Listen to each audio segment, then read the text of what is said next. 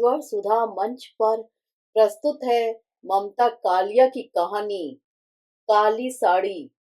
वह एक खूबसूरत साड़ी थी, काली शिफॉन की। उस पर लाल और पीले रंग से कशीदाकारी की गई थी। नमूना कुछ ऐसा कि दूर से देखो तो चांद और पास से देखो तो अधकटा सेब लगता था। झीनी इतनी कि पहनने पर न पहनने का एहसास दे। शो केस में सजी साड़ियों पर नूर तो अपने आप आ जाता है, पर काली साड़ियां कल्पना को बहुत पसंद है। उसे अक्सर ऐसे रंग ही मोहते हैं, काला, कॉफी, नेवी ब्लू और उनाबी। कल्पना का अपना रंग भी कुछ कुछ ऐसा ही है। सुबह की ताजी हवा में कांसे सा चमकीला, लेकिन दोपहर में कॉपियों का बंडल उठाकर स्कूल से वापस आते आते तक एकदम भूरा। कल्पना के ऊपर हल्के खुशनुमा रंग फबते हैं, नीला, पीला, गुलाबी। रंग से अधिक रंग का आभास, पर ऐसे रंग वह कम खरीदती है। इन्हें संभाल सकने लायक फुर्सत नहीं होती। ज्यादातर वह गहरे रंगों की नायलॉन खरीदती है, जिन पर न स्त्री की मेहनत न कलफ का खर्च। बस धोई और पहनी, पहनी और धोई। गर्मियों में नायलॉन बदन पर ऐसे दहकती है जैसे जलते अंगारे। कंधे पर लपेटने से देह पूरी सील बंद हो जाती है, पर उस जैसी कामकाजी औरत के लिए नायलॉन एक नियामत। एक बार खरीदी और जिंदगी भर के लिए फारिग। सच पूछो तो नया कपड़ा खरीदा कब जाता है, एक हादसे की तरह। जब जरूरत टाली नहीं जा सकती, तभी। पहले शादी ब्याह में कपड़े बन जाते थे, न सही महंगे, सस्ते बन जाते थे। पर अब वर्षों से शादियों में जाना छोड़ दिया। महज मनी ऑर्डर से काम निकाल लेते हैं। रहे होली और दिवाली, तो बच्चों के कपड़े पटरी बाजार से खरीद कर रस्मदाई की जाती है। चलते चलते कल्पना को हंसी आ गई। घर ऐसे कपड़ों से भरा है जो न फेंके जाते हैं, न खुशी से पहने। ट्रंक में पड़े गर्म कपड़ों में गर्मी नहीं है, न ठंडे कपड़ों में ठंडक। हर कपड़े का इतिहास पुराना है। कोई स्वेटर 5 वर्ष सास ने पहनकर उदारतापूर्वक भेंट कर दिया, कोई साड़ी भाभी ने पहनते पहनते आज ही जाकर दे डाली। संजू की बुशर्ट रंजू को मिल गई, पुनीत की पैंट विनीत को। कुछ देर को बच्चे भी बहल गए। आहा जी, यह तो एकदम नया कपड़ा लगता है। कुछ देर को वह भी खुश हो गई। वाह भाभी, आपसे सीखे संभाल कोई। 10 साल पुरानी साड़ी ऐसी लगती है जैसे कल खरीदी हो। खानदान में उसकी शोहरत नायलॉन आंटी के नाम से कुछ ऐसी फैली कि कई खानदानी साड़ियां उसे विरासत में मिलती गई। मकान का किराया, बिजली का बिल, बच्चों की फीस, रिक्शे का भाड़ा, दूध के दाम देते देते तक वेतन का लिफाफा राम नाम सत्य है बोल पड़ता, और कल्पना चुपचाप अपना ध्यान आध्यात्मिक संतोष में लगाने का प्रयत्न करती। विनोद रोजमर्रा की गाड़ी हाँकता, जिसकी राह में छोटे छोटे गड्ढे पड़ते रहते। राशन, गैस, किताबें और कभी कभी भारी खड्ड। मेहमान, रिश्तेदार, बीमारी। पर पसंद तो पसंद है। वह बाजार से गुजरती है पैदल प्रतिदिन। आंख बंद करके तो चला नहीं जाता। रोजाना चीजें पसंद आती रहती हैं, भूलती रहती है। अक्सर उसे कोई ऐसी चीज पसंद आ जाती है जिसकी या तो कोई उपयोगिता न हो या संगति। कितनी अच्छी बात है। पर्स अक्सर खाली रहता है, अन्यथा घर अला बला से भर जाता। नहीं, वह गलत कह रही है। पर्स तो इस कदर भरा रहता है कि कई बार जिप भी ठीक से बंद नहीं हो पाती, और उसमें रहते हैं दो एक मटमैले रूमाल, सड़ियल सा एक पेन, जूड़े के कांटे, मीठी सुपारी की छोटी सी डिब्बिया, कॉलेज के लॉकर की चाबियां, साइंस की नवी कक्षा की पाठ्य पुस्तकें, डायरी और एक छोटी डिक्शनरी। चौक तक पहुंचते पहुंचते पर्स की दौलत में इजाफा हो जाता। 2 मरियल से नींबू या पाव भर भिंडी उसमें जुड़ जाते हैं। लेकिन इस साड़ी पर से आंख हटाए नहीं हट रही थी। वह देर तक नदीदी नजर से उसे देखती रही। फिर उसने अपना चिर परिचित लटका अपने असमर्थ लटकते पर्स में से निकाला। चलो चलो, आगे बढ़ो। तुम्हें तो यह कतई सूट नहीं करेगी। कार्टून लगोगी चिलचिलाती धूप में, स्कूल की धूल भरी इमारत में। इस नफीस शिफॉन का क्या काम। शहर के टुटहा रिक्शों में पहले दिन ही खोंच लग जाएगी। जो बच्चे जरा जोर से खींच देंगे तो चिढ़ती चली जाएगी। अपनी जिंदगी की रोजाना दौड़ भाग देखी है। 50 चक्कर ऊपर, 50 चक्कर नीचे। 5 चक्कर बाजार, 2 चक्कर स्कूल। ऐसी बामशक्कत जिंदगी में तो बस लोहे की चप्पलें, टाट की धोतियां और गाढ़े का ब्लाउज चल सकता है। फिर मान लो किसी तरह हौसला करके वह साड़ी खरीद भी ले तो काला ब्लाउज तो घिसकर सिलेटी हो चुका है। वही हमेशा का रोना, जब साड़ी खरीदी तो बजट फेल। फिर ब्लाउज बनवाने वाला खुश नसीब महीना आता ही नहीं। आखिर इंतजार का दम टूट जाता है और चलो भाई निकालो सफेद ब्लाउज और पहन डालो कोई भी साड़ी। हरी, गुलाबी, नीली, पीली, छपी, सादी या बॉर्डर लगी, कैसी हड़बड़ी में वह तैयार हुआ करती है। पाउडर लिपस्टिक की बात छोड़ो, सिंदूर डालने तक का नियम तो निभ नहीं पाता। घड़ी कभी लगा ली कभी नहीं लगाई, जूड़ा कभी बनाया नहीं तो ऊपर ऊपर बालों में कंघी फिराकर रबड़ बैंड से कस लिए। कैसी दिली तमन्ना थी उसकी कि शादी के बाद हमेशा बनी ठनी घूमने निकला करेगी, घंटों शीशे के सामने श्रृंगार किया करेगी। तब उसने कब सोचा था कि ये छोटी छोटी ख्वाहिशें भी मृग तृष्णा बन जाएंगी। काली साड़ी देखने के बाद उसे अपनी तमाम गोरी सहेलियां याद आई जिन पर यह फप सकती थी। उफ, फिर ख्वाहिशें, कितनी ख्वाहिश होती है एक बार दिल खोलकर अपनी सब सखियों पर उपहार लुटाने की। उत्सव पर्व की प्रतीक्षा किए बगैर वह एक दिन उन्मुक्त खिलखिलाना चाहती है अपनी सखियों के साथ। चिलचिलाती धूप में वह स्कूल की बजाय पिक्चर जाना चाहती है, बेमतलब तू तड़ाक गप्पे मारना चाहती है जिनमें नाम के पीछे ये जी जी की दुमे न लटके। यह साड़ी उज्ज्वला पर कितनी खूबसूरत लगेगी, जैसे ताजमहल पर स्याह नकाब। उसने दुकान में जाकर दाम पूछे, काफी हिमाकत भरे थे। उसने कई तरह से जोड़ तोड़ बैठाया। इसके आधे पैसे उसने एक गोल डिबिया में छिपाकर साड़ियों के पीछे अलमारी में रखे हुए हैं। बाकी पैसों का इंतजाम विनोद कहीं न कहीं से कर ही देगा। यूं आमतौर पर कल्पना को अपने डिबिया से पैसे निकालना पसंद नहीं, पर इस साड़ी पर दिल कुर्बान, डिबिया कुर्बान। ये पैसे बड़े जीवट की कमाई है। ये पैसे उसने घर में ब्लैक मार्केटिंग कर करके जोड़े हैं। जैसे साबुन आया 11 रुपए 40 पैसे का, मसाले 9.80 और चाय पत्ती 6.25 की। उसने घर आकर हाथ झाड़कर विनोद के सामने बिसूर दिया, तुमने 30 रुपए दिए थे, एक पैसा नहीं बचा, बल्कि एक दुकान पर अठन्नी उधार करके आई हूँ। चलो हो गए 2.5 रुपए अंदर। फिर डिब्बे, बोतल और रद्दी अखबार की बिक्री पर उसका शाश्वत अधिकार है। वह भी अंदर। कभी कभार विनोद की जेबें टटोल कर कुछ न कुछ झाड़ ही लेती है। ये सब पैसे वह उस प्लास्टिक की गोल डिबिया में डाल देती है। यह उसकी ऊपरी कमाई है। इस डिबिया पर वह जान छिड़कती है। उसे पता है उसकी कई सहेलियां साड़ी की परतों में नोट छिपाकर रखती हैं, पर रेजगारी तो परतों में दबाई नहीं जा सकती। साड़ी खींचते ही छन्न से गिरेगी। जग हंसाई अलग। वेतन मिलने पर बड़े हल्के ना मालूम ढंग से वह इस रेजगारी के नोट बनाती है। यह काम शनिवार की दोपहर में किया जाता है, जब विनोद फैक्ट्री में होता है और बच्चे स्कूल में। कल्पना के स्कूल में शनिवार को आधे दिन के बाद छुट्टी हो जाती है। वह तमाम खुफिया काम बच्चों के आने के पहले निपटा लेती है और एक नए आत्मविश्वास से भरी परिवार का सामना करती है। उसे लगता है इस डिबिया में उसकी आत्मा रखी है, उसकी संजीवनी शक्ति। उसे लगता है जब तक इस डिबिया में रुपए हैं वह किसी से भी लोहा ले सकती है। इसमें बहुत नहीं तो 85 रुपए होंगे, पर इन पर उसे एतबार है। घर की मझधार में ये पैसे पतवार हैं। लालच और कंजूसी पर विजय पा उसने तय कर लिया, वह घर जाकर पैसों का इंतजाम करेगी और आकर अपनी उज्ज्वला के लिए यह साड़ी खरीद लेगी। कौन बड़ी बात है। उसके नाना भी बड़े शाहदिल इंसान थे। बात की बात में छिद्दू अहीर को चांदी की लुटिया दे डाली। उसके मामा पश्चिमी पंजाब में अपना सब कुछ लुटा आए थे। कभी सरकार से क्लेम में कौड़ी न मांगी, अपने बूते पर व्यापार किया और बड़े आदमी बन गए। उसके भैया कितनों को खिलाकर खाते हैं। रात दिन कारखाने में घर बर मशीन चलती है। मित्रता के आगे पैसे क्या चीज हैं, तुच्छ तुच्छ।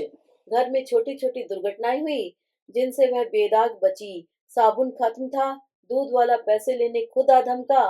बच्चे की इंग्लिश रीडर खो गई थी, तत्काल खरीदी गई। इस सब का सामना विनोद ने बड़ी दिलेरी से किया। बिना त्योरी या तेवर के। कल्पना कृतकृत्य हो गई। निसंदेह उसे प्रथम कोटि का पति मिला है। औसत पतियों की तरह खर्च करते समय न वह झींकता है न झल्लाता है। परिवार के सामने अपनी जरूरतों को नगण्य समझता है। उसके कितने ही दोस्त पान सिगरेट में भक भक नोट फूंकते हैं, वह इन सब की ओर ताकता भी नहीं। चटाक, मेहरी के हाथ से शीशे का गिलास टूट गया। कल्पना दन दनाती हुई रसोई में घुस गई। मालिक पना साबित करने का बेहतरीन मौका। विनोद छत पर बैठा उपन्यास पढ़ रहा था। ऐसे में मेहरी को बहुत ज्यादा धमकाया नहीं जा सकता। कल्पना ने पैसे के महत्व पर एक बड़ा ही सार गर्भित भाषण दिया। फिर उसने अपनी पिछली महानताओं का वर्णन किया, जब मेहरी ने पूर्व वर्षों में शीशे के बर्तन तोड़े थे और कल्पना ने उसकी तनख्वाह में से पैसे नहीं काटे। इस पूरी वक्तृता के दौरान मेहरी एक बार भी न बमकी न बड़बड़ाई। वह मुंह लटकाए काम करती रही। इससे कल्पना को लगा उसके भाषण का मेहरी पर सही असर हुआ है। रात जब वह बिस्तर पर लेटी तो उसके जेहन में वह काली साड़ी फिर कौंध गई। साड़ी क्या, पूरा का पूरा शोकेस ही कौंध गया। अरे यही तो वह साड़ी थी जिसे खरीदने का दृढ़ संकल्प कर वह घर आई थी। उसे उज्ज्वला का गोरापन और अपनी त्यागमयता भी याद आई। उज्ज्वला कुछ इस कदर सुंदर है कि उसके सामने अन्य कई सुंदर चीजें व्यर्थ लगने लगती हैं। यहाँ तक कि पैसा भी। इच्छा होती है उस पर लुट लुट जाने की। कल्पना उस पर कुछ इस कदर फिदा है कि कई बार उसे शक होता है कहीं भगवान ने उसके सीने में औरत की जगह मर्द का दिल तो फिट नहीं कर दिया। कल्पना को लगा यह उज्ज्वला के रूप का ही कमाल है कि उसका पति हमेशा इतना लुटा हुआ सा मालूम होता है। कल्पना को अपने हृदय की विशालता, मुट्ठी के खुलेपन और फकीराना तबीयत पर सहज ही नाज हुआ। क्यों न हो, वह अपनी दोस्त के लिए एक बेशकीमती साड़ी खरीदने जा रही है। इतनी कीमती साड़ी तो लोग आजकल शादी ब्याह में भी उपहार नहीं देते। बस 11 रुपए लिफाफे में डाल, रोनी सूरत बना हाथ में थमा देते हैं। फिर डटकर दावत खाते हैं कि कहीं वसूली में कोताही न रह जाए। वह तो भागम भाग जाएगी। बैठने की उसे फुर्सत कहाँ। पैकेट उज्ज्वला को थमाकर अनुरोध करेगी, अभी न खोलना प्लीज, मेरे जाने के बाद। छोटी सी चीज है, चलते चलते नजर पड़ गई, उठा लाई। उसकी अपने पास ऐसी साड़ी हो न हो, उसे परवाह नहीं। त्याग में ही सुख है। उसने एक नहीं अनेक बार त्याग किया है। कोई सन्यासी भी क्या करेगा। बचपन में हमेशा उतरन पहनी और जूठन खाई। उतरन और जूठन थी अपने ही परिवार की। पर इससे क्या, कितनी लड़कियां उतनी समझदारी रखती हैं। बड़ी होने पर गांधी जी का आदर्श अपनाया, सादा जीवन उच्च विचार, और अब नेहरू जी के आदर्श पर जिंदगी जी रही है। आराम हराम है। कई बार उसे लगता है सिद्धांत सब उसके हिस्से पड़े हैं, सुख किसी और के। देखा जाए तो क्या सुख पाया। मर गिरकर एलटी की टीचर बन गए, शादी की फटीचर बन गए, घर के साथ सामान खस्ता हाल। जितने पुराने लोगों के घर अचार मुरब्बे होते होंगे, उतने पुराने कल्पना के घर के पर्दे, गद्दियों के खोल, तौलिए, दुचके हुए पतीले, फ्रेम, उखड़ा, आईना, बिना हैंडल की बाल्टियां, बोड़म, प्याले, तिड़की, प्लेटें, टूटे डब्बे और टेढ़ी साबुनदानियां। किस पर वह नाज करे, किसको संजोए। कल्पना को ख्याल आया, उसकी बहन जब साल 2 साल में मैके आती है तो एक नया सोने का गहना उसके गले या कलाइयों में चमचमाता रहता है। उसके बच्चे एक से एक फैशनदार कपड़े पहनते हैं। बहन बमुश्किल 4 दिन मैके रहती है, पर उसकी विजय दुंदुभी सारे साल बजती रहती है। वह आते ही अपनी वापसी का फर्स्ट क्लास में रिजर्वेशन करा लेती है और 10-20 रुपए छोटे भाई बहनों पर खर्च कर डालती है। एक कल्पना है कि छुट्टियां शुरू होते ही हर साल अपने बच्चों को लेकर माँ के घर पहुंच जाती है। फिर अनक्लेम्ड बिल्टी की तरह वह वहां पड़ी रहती है जब तक विनोद दौड़ धूप कर उसकी वापसी के लिए रुपयों का मनी ऑर्डर नहीं भेज देता। पैसा पैसा अपने छोटे भाई बहनों से बचाती, अपने बच्चों को तसल्ली और तमीज सिखाती, वह बांदा की बदतमीज गर्मी में पड़ी भुनती रहती है। छुट्टी के बाद जब स्कूल खुलता है और टीचरें आपस में पूछती हैं, तुम कहीं बाहर गई थी, तो सगर्व कहती, हाँ माँ के यहाँ गए थे, वहां से देवघर चले गए, बड़ी ठंडक में छुट्टियां गुजरी। यही सब सोचते सोचते नींद उड़ गई जैसे डाल से पंछी। पास पड़ी चारपाइयों में से एक पर उसके दोनों बच्चे सो रहे थे। बांध ढीली होने के कारण दोनों ही बीचों बीच खिसक आए थे। उनकी टांगें बाहें कुछ इस तरह क्रॉस कर रही थी मानो वे गुत्थम गुत्था हो। उनकी इस कदर निश्चलता से कल्पना का मन अनायास घबरा गया। उसने अपनी चारपाई से सरक कर आगे बढ़कर दोनों को बारी बारी से चूम लिया। न जाने उसे क्या होता जा रहा है, न बच्चों की चंचलता बर्दाश्त होती है, न निश्चलता। मन तुरंत गड़बड़ा जाता है, जैसे आंधी में साइकिल। दोनों किस कदर दुबले पीले थके और बेचारे लग रहे थे। वर्षों से उन्हें कोई टॉनिक नहीं दिया गया। 10 से 4 तक कल्पना के बाहर रहने के कारण बच्चों की खाने संबंधी आदतें भी बेहद बिगड़ गई हैं। भूख लगते ही वे टॉफी खा लेते हैं या आइसक्रीम या चूरन और फिर खेल में लग जाते हैं। स्टाफ रूम में आई पत्रिकाओं में कल्पना अक्सर व्यंजन विधियां पढ़ती रहती है। कई बार वह तय करती है कि आज कुछ स्पेशल बनाएगी, पर आज तक उसमें से एक भी व्यंजन वह आजमा नहीं पाई। वे तरीके इतने पेचीदा होते हैं कि 2-3 घंटे उनमें लग जाना आसान बात है। ये महंगे व्यंजन तो उन घरों के चौंचले हैं जहां औरतें पलंग पर पड़ी पड़ी बोर होती रहती हैं और छठे छमा से कभी रसोई का रुख करती हैं। वे औरतें अपना वजन घटाने के लिए क्लिनिक में जाती हैं और सुबह शाम गोलियां खाती हैं।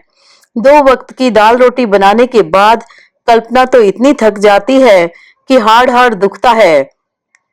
उस पर कॉपियां, रजिस्टर वर्क, फीस वसूली जैसे अतिरिक्त सिरदर्द। कॉलेज के दिनों की उसकी सहेली नरेंद्र कौर अक्सर उससे कहती, कल्पना क्या छड़ी सी देह पाई है यार, चर्बी का कहीं नामो निशान नहीं। वह खुद बड़ी गुलगुली गोलमटोल थी, व्यापारी बाप की बेटी। असली घी के पराठे और लस्सी पर पली। तब कल्पना ने उससे कहा था, नरेंद्र क्या तूने कभी मजदूरियों को मोटी देखा है? वे तो छड़ी पैदा होती हैं और छड़ी मर जाती हैं। विनोद ने करवट ली और गहरी नींद में सो गया। करवट के साथ साथ उसने बिस्तर की चादर भी ओढ़ ली। पुरानी आदत। कल्पना लाख उसके पैताने दूसरी चादर रख दे, पर वह वही ओढ़ लेता है बिछाने वाली। पूरे चांद की चांदनी आइसक्रीम की तरह विनोद के बालों पर पड़ रही थी। खुश्क स्याह बाल रेशम से मुलायम। कल्पना ने विनोद से अक्सर कहा है, 2 ही चीजें मुलायम है, तुम्हारे पास दिल और बाल, वरना सारा व्यक्तित्व फौलाद का। इसका उल्टा होता तो तुम्हारा काम चल जाता? विनोद ने एक बार पूछा। कल्पना का मन भीग गया। विनोद सच कितना अच्छा है, हसरत और हौसले से भरा। किस कदर उसकी परवाह करता है, न कभी डांट डपट, न कभी शक सुबह। कल्पना थकी हो तो पाव रोटी खाकर सब्र कर लेता है, और ऊबी हो तो उसे और बच्चों को लेकर ढाबे में खाना खा आता है। उसका जरा मूड बिगड़े तो कैसे बेचैन हो जाता है। यह उसका प्यार ही है जिसके सरूर में कल्पना इस जाले लगे रोगन मिटे दिन दिन ढहते मकान में अक्सर रानी महारानी की तरह महसूस करती है। मलका ए मोहब्बत। वरना और औरतों को देखो, मिसेस गुप्ता के चेहरे पर मनहूसियत बरसती है। जितना वेतन उतने का श्रृंगार का सामान खरीदती है, पर गर्दन उठाकर बात नहीं कर सकती। सारा शहर जानता है उनके पति मिसेस कश्यप के दत्तक पति बने हुए हैं। रात रात वहां पड़े रहते हैं। मिसेस मित्तल सारा दिन लड़कियों पर खींचती बिफरती रहती है। उनके पति अपने वेतन में से एक भी पैसा खर्च नहीं करना चाहते। अपनी अलमारी में ताला डाल चाबी जनेऊ में बांधकर सोते हैं। Mrs Karnik, Mrs Verma, Mrs Thakur सब की सब पति की तंग दिली का रोना रोती हैं। दरअसल इन स्त्रियों के लिए इनका जीवन मात्र धन बनकर रह गया है, जबकि कल्पना के लिए वह जीवन है। ये कूड़ मगज औरतें नहीं जानती कि मात्र लेने से संबंध का निर्वाह नहीं होता, संबंधों को बहुत कुछ देना भी होता है। फिलहाल उसे यह काली साड़ी उज्ज्वला को देनी है। कल ही वह क्षण कितना विलक्षण होगा। हो सकता है उस समय आसमान से पुष्प वर्षा हो, या हो सकता है खुशी के मारे उज्ज्वला की आंखों में आंसू आ जाएं। उज्ज्वला प्राय ऐसी साड़ी नहीं पहनती, वह सफेद पहनती है, यहाँ तक कि चप्पलें भी। फिर भी वह इतनी शौक लगती है कि सारा शहर उस पर फिदा है, यहाँ तक कि विनोद भी। पर विनोद जो भी काम करता है सब पत्नी करता है, मोहब्बत भी। कल्पना और विनोद दोनों उज्ज्वला के दीवाने हैं। सुबह स्कूल जाते जाते कल्पना ने अपना नेक इरादा विनोद को बताया। विनोद की आंखें चमक गई। इतना अच्छा प्रस्ताव! नई बातें उसे हमेशा आह्लादित करती हैं। वह साड़ी तुम आज ही ले लो, देर करने से हाथ से न निकल जाए। क्या? लड़की या साड़ी? कल्पना ने कहा और दोनों ठठाकर हंस पड़े। बोनस के कुछ रुपए बचे होंगे।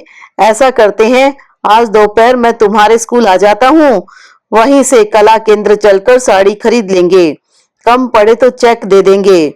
कल्पना का मन उमंग से इठला गया। खुश खुश वह स्कूल के लिए चल दी। विनोद इसी प्रकार उसे बढ़ावा देता है, जिंदगी के धक्के मुक्कों से बचाता है। वह उसका संकट मोचन है, उसका शॉक एब्जॉर्वर। साड़ी आ जाएगी, डिबिया को हाथ भी नहीं लगाना पड़ेगा, वह वहीं पड़ी रहेगी अलमारी में बंद इने गिने तिलस्मों की तरह है। फिर विनोद को भी खास बोझ नहीं पड़ेगा। बोनस उसकी अतिरिक्त आय है। अतिरिक्त आय से अतिरिक्त व्यय निकल आए तो क्या कहने। फिर जब चेक देकर कोई चीज खरीदी जाती है तो कल्पना को ऐसा लगता ही नहीं कि पैसे खर्च हुए हैं। कल्पना ने अपनी सहेली का भाग्य सराहा, जिसका संपर्क इतने महान लोगों से हुआ है। साड़ी खरीदने में ज्यादा देर नहीं लगी। शोकेस में से निकालकर रोशनी में साड़ी देखी गई। उसके रंग के पक्केपन की पुष्टि की गई। दुकानदार ने दुकानदार की तरह खुशामदी लहजे में कहा, बहन जी, ट्रायल रूम में जाकर ट्राई करके देख लीजिए, खूब खिलेगी आप पर। कल्पना ने साड़ी पूरी तरह पहनी तो नहीं, बस आंचल वहीं खड़े खड़े कंधे पर फैलाकर सिर ढक लिया और विनोद से बोली, देखो कैसी लग रही है। विनोद ने अत्यंत सराहना से उसकी ओर देखा। यह एक नई नजर थी, उत्तेजित, उत्तेजक, मोहित, मोहक। कल्पना ने अचकचाकर आंचल हटाया और साड़ी दुकानदार को पैक करने के लिए दे दी। जब वे साड़ी लेकर निकले, बाहर बेहद धूप थी। भूख प्यास और थकान से तबीयत बेहाल थी। घर पहुंचे, खाना खाया, सुस्ती आ गई, सो रहे। बच्चों के आगमन से व्यस्तता का एक और दौर चला। उसी सिलसिले में शाम की चाय बन गई। बीमे का तिमाही भुगतान सिर पर था। उसका एजेंट आकर चेक ले गया। कल्पना के हिस्से की चाय भी पी गया। कल्पना का मन एकाएक झुंझलाहट से भर गया। ऊपर आकर उसने खाली ट्रे मेज पर पटक दी और लेट गई बिस्तर पर। बिस्तर पर कला केंद्र का पैकेट रखा था। कल्पना ने कैश मेमो देखा। उसे लगा कपड़े बेवजह बहुत महंगे होते जा रहे हैं। कुछ साल पहले 50 रुपए में बढ़िया साड़ी आ जाती थी, अब 100 का नोट स्वाहा हुए बिना कुछ होता ही नहीं। फिर इस साड़ी में तो 2 नोट निकल गए। दुकानदार फौरन चेक कैश कराएगा। तभी विनोद ऊपर आया। वह गर्मी से छुटकारा पाने के लिए नहाना चाहता था, पर पानी ऊपर चढ़ने का नाम नहीं ले रहा था। कल्पना उसके पीछे पीछे आंगन तक गई। कहो। कुछ नहीं, मैं सोच रही थी यह साड़ी कुछ ज्यादा ही महंगी है। तुम्हारी पसंद है? हाँ, लेकिन इतनी बड़ी चीज किसी को बेवजह देना मन को कुछ ठुकता नहीं। यह तो उस समय सोचना चाहिए था। तुमने पे किया है, तुम्हें नहीं सोचना चाहिए था क्या? तुम्हारी हुक्म उदूली करने का जोखिम मैं क्यों लेता? अच्छा, अपने बोनस में हमें क्या दिलाओगे? बोनस तो खत्म। सब सब। कल्पना का मूड उखड़ गया। इस बार बोनस का तो पता ही नहीं चला। कौन रोज रोज मिलता है? इसी के लिए तुम धरना देते हो, हड़ताल करते हो, साल भर मंसूबे बांधते हो। बोनस मिलेगा तो कूलर खरीदेंगे, बोनस मिलेगा तो गैस खरीदेंगे, बोनस मिलेगा तो। मेरी तो अभी बनियानें भी नहीं आ पाई और बोनस खत्म हो गया। मैं तो किसी से शिकायत नहीं करता। घर खर्च जोड़ा गया तो पता चला कि एक नहीं 2-2 बोनस भी सारी जरूरतें पूरी नहीं कर सकते। ऊपर से यह साड़ी। फिर वह साड़ी नहीं खरीदनी चाहिए थी तुम्हें, कल्पना ने कहा। विनोद का पारा चढ़ गया। मैंने खरीदी है? और नहीं तो क्या, मैंने फट से चेक काटकर पकड़ा दिया। देखो कल्पना, मेरे साथ पैंतरे न बदला करो, मुझे सख्त चिढ़ है इससे। मेरी तो हर बात से चिढ़ है तुम्हें। मेरे आगे हर वक्त रोना ही रोना ले बैठते हो। दूसरों के साथ मिलकर ठाके लगाए जाते हैं, चेक काट काट कर सामान खरीदा जाता है। कटौती तो बस मेरे ही लिए रह गई है। बेवकूफी की बातें मत करो कल्पना, तुम्ही ने तो कहा था इंसान अपना विवेक भी इस्तेमाल करता है। क्या तुम्हारी भी इच्छा नहीं थी? मैंने जरा सा सुझाव दिया तो ऐसे लपक कर तैयार हो गए जैसे तुम्हारे ही मन की बात हो। अभी मेरे लिए खरीदने की बात होती तो 100 बहाने बनाते। यह बिल्कुल मनगढ़ंत तोहमत लगा रही हो मुझ पर। हाँ, मैं तो झूठी हूँ, मक्कार हूँ। निष्पाप तो बस एक वह है जिसे भेंट देने के लिए आपने अपना अकाउंट सिफर कर डाला। मुझसे अब इस विषय पर बात न करना, समझी? कहकर विनोद अपने क्रोध कक्ष में चला गया। कल्पना का मन भी तिक्त हो गया, दिमाग तमतमा रहा था। नहाने की बजाय वह भी क्रोध कक्ष में गई। घुसते ही उसने देखा विनोद बिस्तर पर बैठा बड़े गौर से काली साड़ी देख रहा है। कल्पना को लगा वह साड़ी नहीं सांप है। विनोद को लगा यह साड़ी नहीं समझौता है। उसने उठकर बड़े नाटकीय अंदाज से साड़ी कल्पना की गोद में रख दी। हम किसी सुंदरी के लिए साड़ी नहीं खरीदा करते हैं, भले ही कोई विश्व सुंदरी हो। हम अपनी सुंदरी के लिए साड़ी लाए हैं। कल्पना ने झटक से साड़ी गोद से हटा दी। सच, उस क्षण तुम कितनी अच्छी लगी थी जब तुमने दुकान पर साड़ी का आंचल सिर पर डाला था। मैंने तभी सोच लिया था कि यह तुम्हारे लिए ही बनी है। पर मैं तो काली हूँ। कल्पना ने मान किया। कौन कहता है? तुम्हारा रंग मुझे बहुत पसंद है, चाय और चॉकलेट के बीच का। ऐसा रंग पाने के लिए विदेश में सुंदरियां घंटों सूर्य स्नान करती हैं। हटो, देखो बोनस के पैसों में 20 रुपए अभी बाकी है। जल्दी से यह साड़ी पहनकर तैयार हो जाओ, आज खाना बाहर खाएंगे। और उज्ज्वला, उसके लिए साड़ी उसका पति खरीदेगा, यह उसका सौभाग्य होगा। कल्पना सौभाग्य शब्द पर ऐतराज करना चाहती थी, पर उसने अपने को रोक लिया। उसका एकमात्र प्रेमी और इकलौता पति उसी और निसार नजरों से देख रहा था। कल्पना तैयार होने लगी।